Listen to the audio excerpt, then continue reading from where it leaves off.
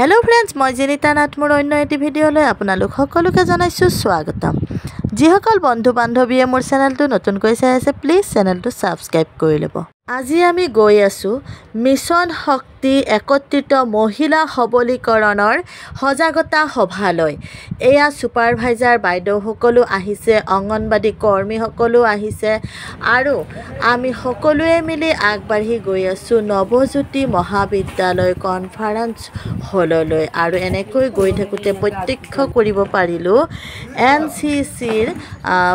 নতুন প্ৰজন্মসকলক। মই নৱজ্যোতি মহাবিদ্যালয়ৰ অধ্যক্ষ ডাঙৰীয়া এখন বৰ্তমানে সম্বৰ্ধনা জনাবলৈ আমাৰ মুখ্য অতিথি অনুবাদ দাসক অনুৰোধ জনাইছোঁ।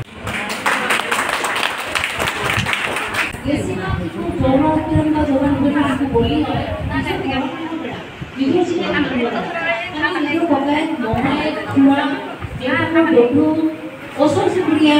শিক্ষক নিজৰ চিনাকি মানুহবিলাকে কৰে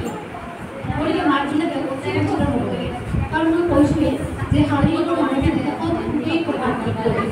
মহিলা আৰু শিশু বিকাশ সঞ্চালকালয়ৰ অধীনত ৰাজ্যিক মহিলা সবলীকৰণ কেন্দ্ৰ মিছন শক্তি অসম মিছন শক্তিৰ উদ্দেশ্যসমূহ হিংসা আৰু সংকটৰ পৰা মহিলাসকলক যত্ন সমৰ্থন আৰু তাৎক্ষণিক তথা ধাৰাবাহিকভাৱে সহায় প্ৰদান কৰা,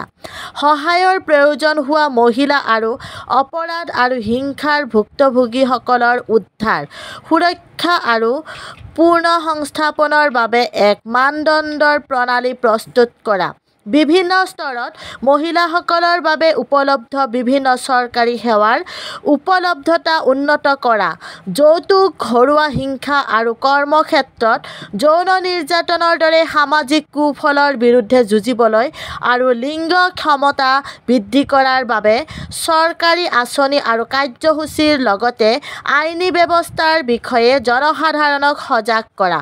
মহিলা আৰু ছোৱালীৰ প্ৰতি মানসিকতাৰ পৰিৱৰ্তন অন্তৰ্ভুক্ত কৰিবলৈ জনসাধাৰণৰ মাজত সজাগতাৰ সৃষ্টি কৰা, বিভিন্ন আঁচনি আৰু আইনী অধীনত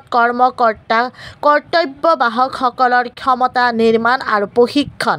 নীতি কাৰ্যসূচী আঁচনিৰ একত্ৰীকৰণৰ জৰিয়তে সমগ্ৰ ৰাজ্যৰ মহিলাসকলৰ বাবে ৰাজহুৱা ব্যক্তিগত অংশীদাৰিত্বৰ বাবে এক সক্ষম পৰিৱেশ সৃষ্টি কৰিবলৈ অংশীদাৰ মন্ত্ৰালয় বিভাগ ৰাজ্যসমূহৰ সৈতে সহযোগিতা আদি সকলো ধৰণৰে আলোচনা ইয়াতে কৰা হয় আৰু ৰাইজক সজাগ কৰোৱা হয়।